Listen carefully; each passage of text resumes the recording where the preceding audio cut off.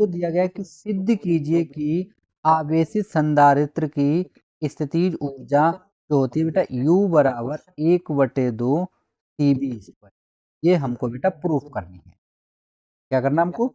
इसको हमें बेटा प्रूफ करना है। ठीक है, देखिए हम लोग क्या करते हैं, तो सबसे पहले हम लोग यहाँ पे थोड़ा हिंदी लिखेंगे, और हिंदी जरूरी होती है डेरिवेशन में, तो हम लोग यहाँ पे लिख लेते हैं बेटा कि माना माना संधारित्र की धारिता।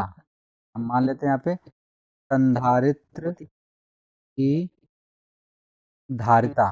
तो संधारित्र है उसकी धारिता कितनी है बेटा? टी है। ठीक है, संधारित्र की धारिता कितनी है हमारे पास? टी है। तथा तथा इसे क्यू आवेश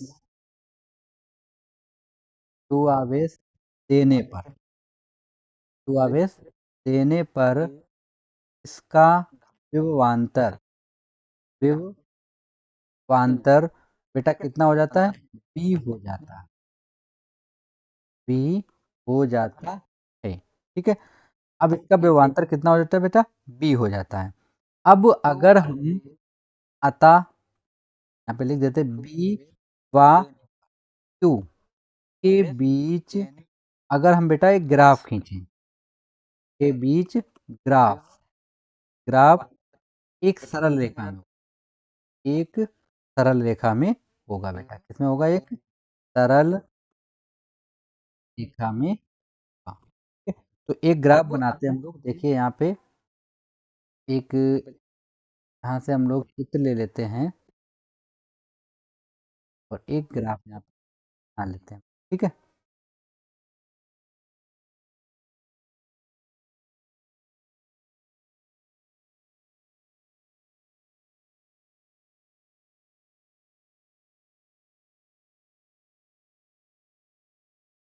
ये हमारे पास एक लाइन हो गई। ठीक, और एक लाइन और लेते हैं हम लोग यहाँ से, कट करते हैं। एक लाइन बेटा हमारे पास ये हो गई, ये हो गया हमारे पास एक्स अक्ष, एक हो गया हमारे पास वाई अक्ष बेटा। ठीक है, तो ये हमारे पास क्या है? एक्स अक्ष है, और ये हमारे पास है वाई अक्ष बेटा। ठीक है, एक्स अक्ष पे हमारा विभवांतर बी है, और इस पे हमारा बेटा क्यू आवेश है। ठीक, देखिए इनके बीच में एक लाइन ड्रॉ होगी हमारी, क्योंकि एक सीधी रेखा प्राप्त होती है बेटा, तो ये कुछ इस तरीके से प्राप्त हो जाएगी। बढ़ा देता हूँ, और इसको एक लंब डालेंगे हम लोग। देखिए लंब हम लोग यहाँ से डालेंगे, इस तरीके से पड़ जाएगा। ठीक, तो इस तरीके से हमारा चित्र बन जाएगा बेटा।